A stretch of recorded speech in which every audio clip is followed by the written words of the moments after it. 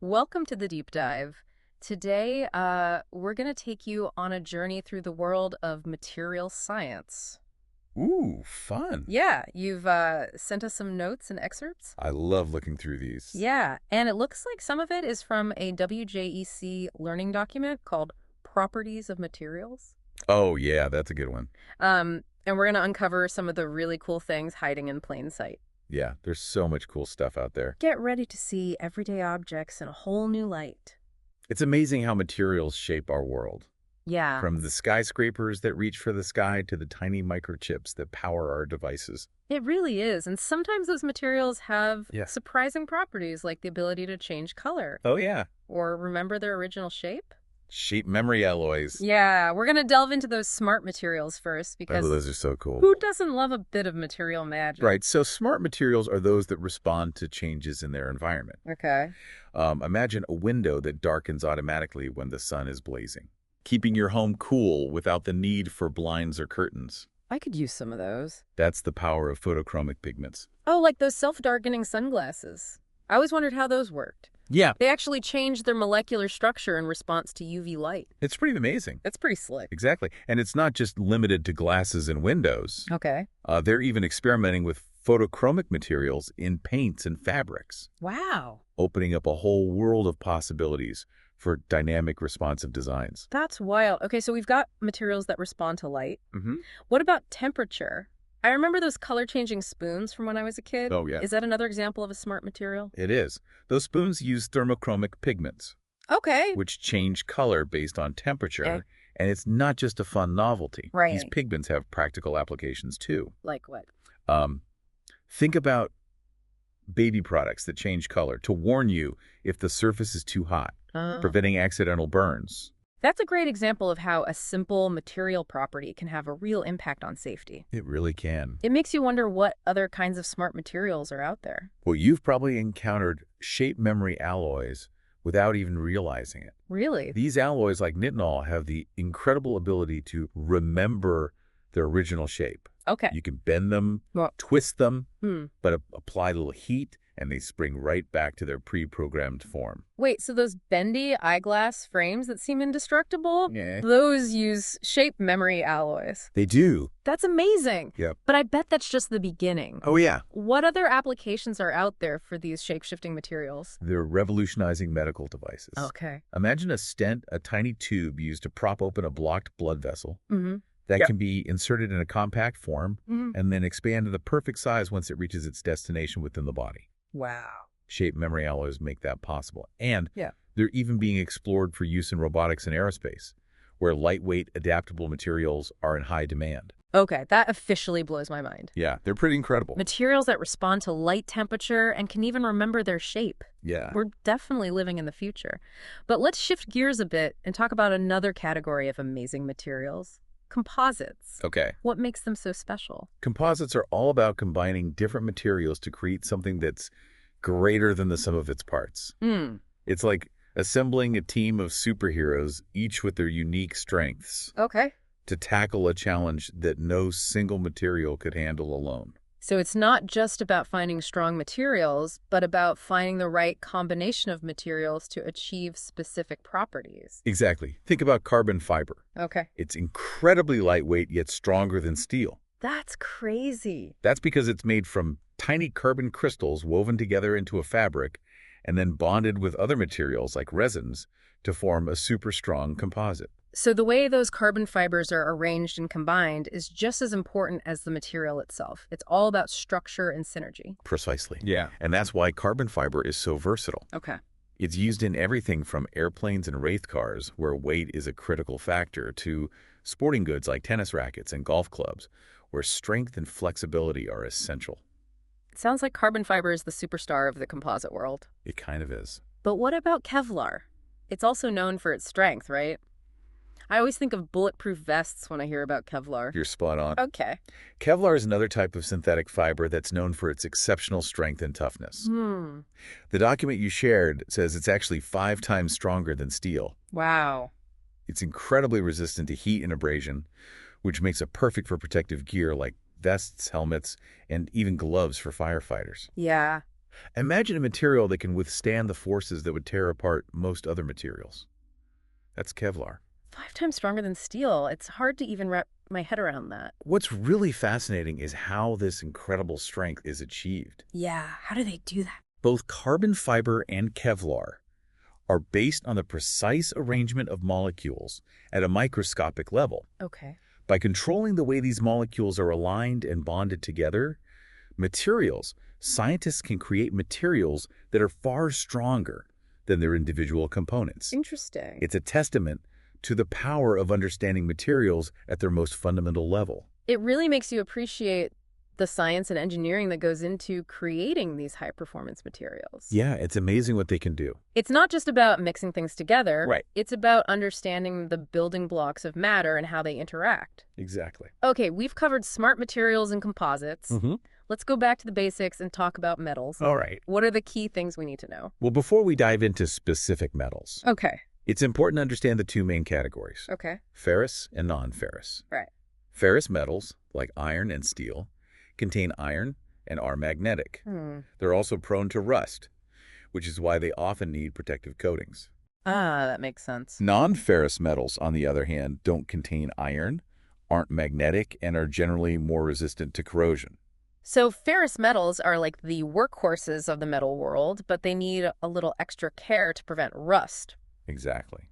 Think about cast iron, which is commonly used for things like manhole covers and engine blocks. Okay. It's strong under compression, but can be brittle if it's too thin. Yeah. That's why those manhole covers are so thick and heavy. Ah, that makes sense. So what about steel? It's also a ferrous metal, right? But it seems like it comes in a lot of different varieties. Steel is actually an alloy, Okay. which means it's a mixture of iron and carbon. The amount of carbon determines the properties of the steel. Okay.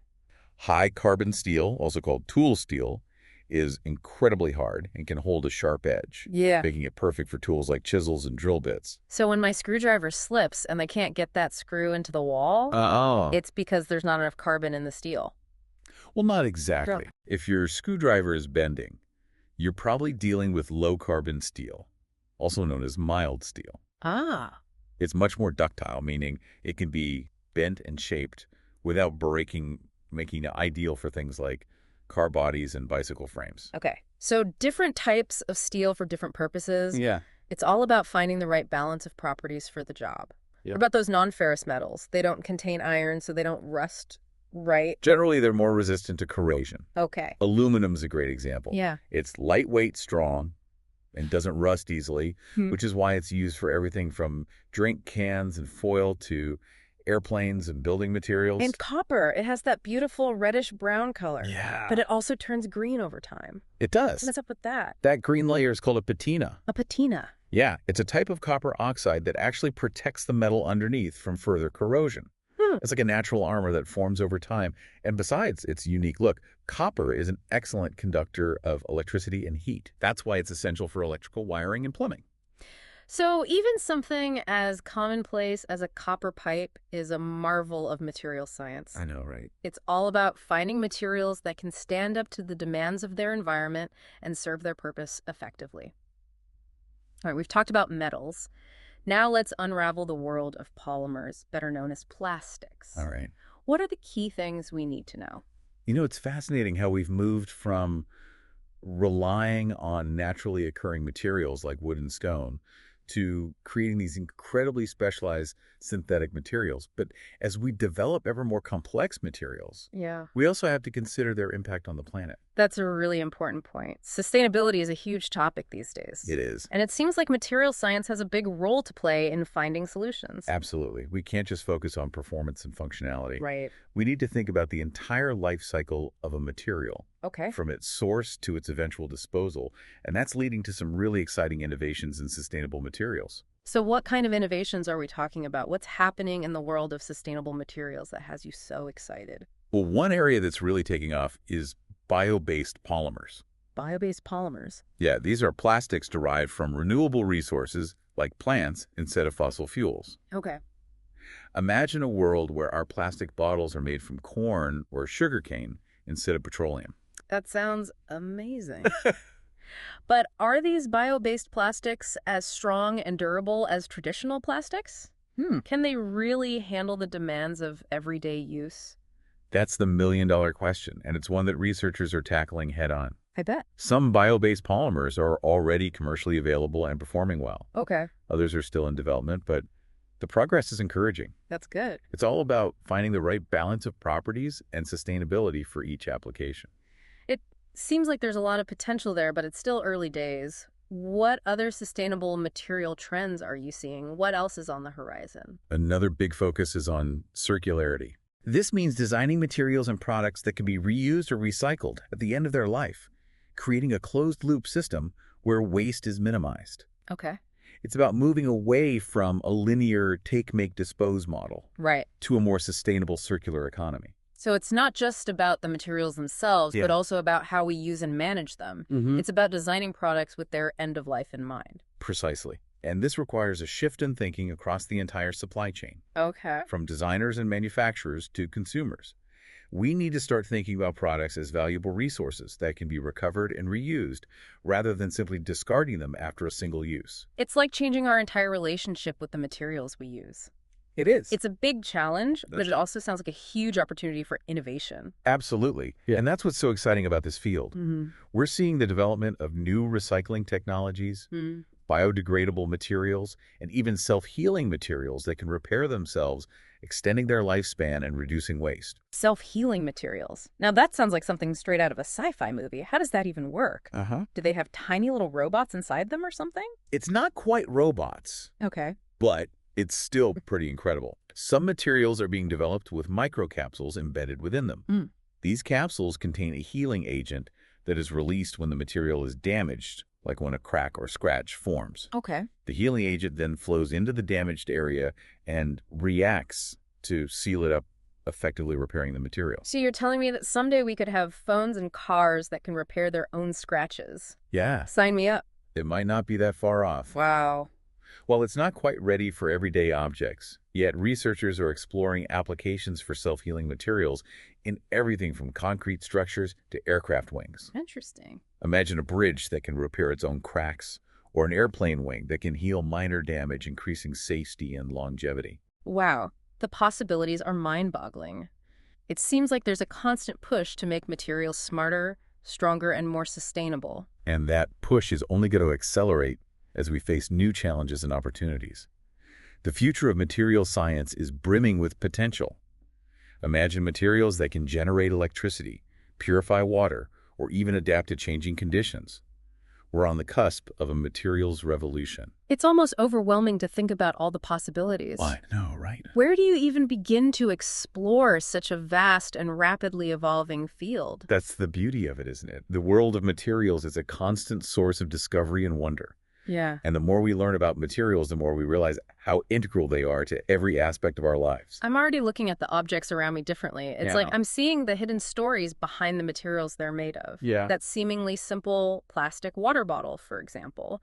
So much science and engineering went into creating something that's lightweight, durable, and hopefully someday soon fully sustainable. And that's what we hope you take away from this deep dive. Yeah. A deeper appreciation for the materials that shape our world, and a sense of wonder about what the future holds. There's so much more to discover, and the possibilities are truly limitless. It's amazing to think about how materials science is driving so much innovation across so many different fields.